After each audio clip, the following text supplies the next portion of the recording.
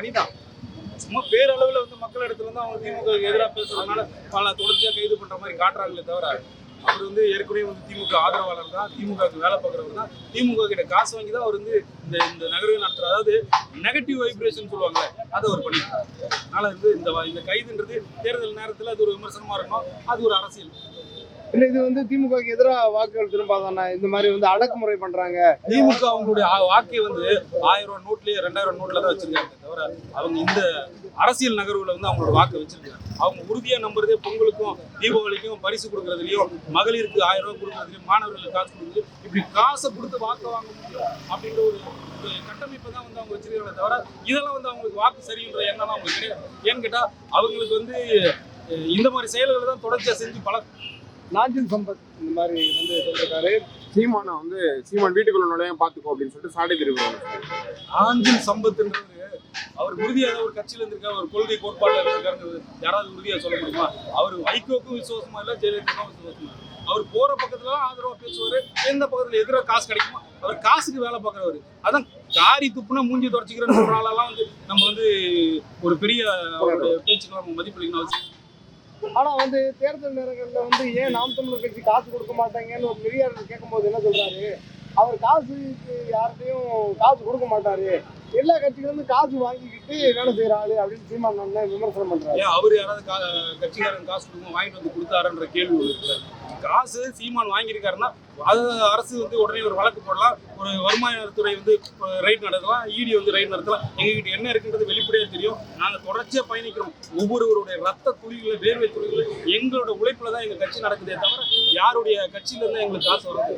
உலகம் முழுவதும் இருக்கக்கூடிய தமிழர்கள் இந்த நிலத்துல திராவிட அரசின் சதியிலிருந்து மக்களை மீளணும் அப்படின்றதுக்காக பணம் கொடுக்குறாங்க, அவங்க உதவி பண்றாங்க. நாங்கள் எங்களுடைய உழைப்புல இருந்து ஒரு பங்கு மாதந்தோறும் கொடுக்கிறோம். இப்படி துளி துளியா கொடுக்கக்கூடிய உதவிகளை தான் கட்சி நகர்ந்து வந்துட்டு தவிர இது எந்த கட்சியோ இல்லை வேற எந்த சக்திகளும் எங்களுக்கு பணம் கொடுக்கும்.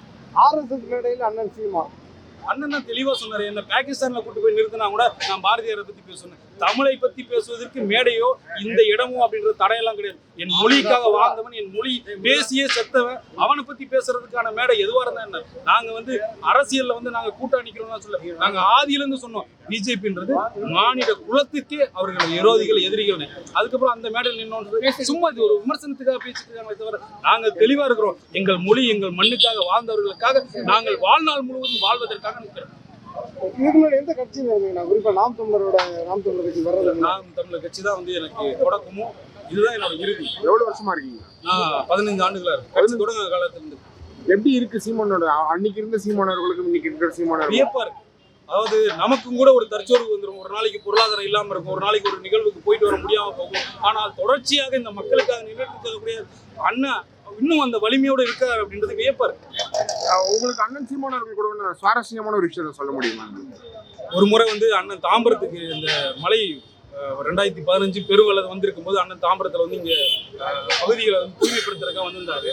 வந்திருக்கும் போது பார்த்தீங்கன்னா அன்னைக்கு வந்து நாம் இங்கே வந்து உணவு சமைச்சு அண்ணன் கொடுத்துருக்கும் போது பார்த்தீங்கன்னா அப்போ வந்து ரசம் அப்படின்னு சொன்னாங்க.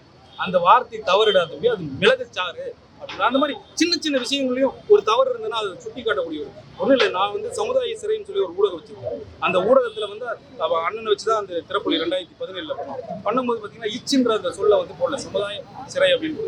அப்போ அந்த இச்சுன்ற வார்த்தை விடுபட்டு இருக்கின்றத அந்த இடத்துல சுட்டி காட்டு. அதாவது கொலை என்ற ஒன்று இருக்கக்கூடாதுன்றதுல ரொம்ப தெளிவாக இருக்கக்கூடிய ஒரு எந்த இடத்துலையும் அவருடைய ஆட்சியும் பிழையா இருக்காதுன்றத மக்கள் புரிஞ்சுக்கணும். தொடர்ச்சியாக 15 ஆண்டு காலாக ஒரே ஒரு சொல்லு மாறி சொன்னாரு. அவர் அன்னைக்கு பேசுனது வேற, இன்னைக்கு பேசுனது வேற, யாராலையும் சொல்ல முடியாது. ஒரே உறுதி ஏன் அப்படின்னு கேட்டா, உறுதியான தலைவனின் வழியில் வந்த ஒரே காரணத்தினால்தான் அந்த உறுதியின் நிலைப்பாடு. நாங்கள் உறுதியாக சொல்றோம், இந்த மண்ணின் விடுதலைக்காக இறுதி வரை அண்ணன் நிற்பாரு. அண்ணனை பலப்படுத்துவதற்கு நாங்களும் உறுதியாக நிற்போம்.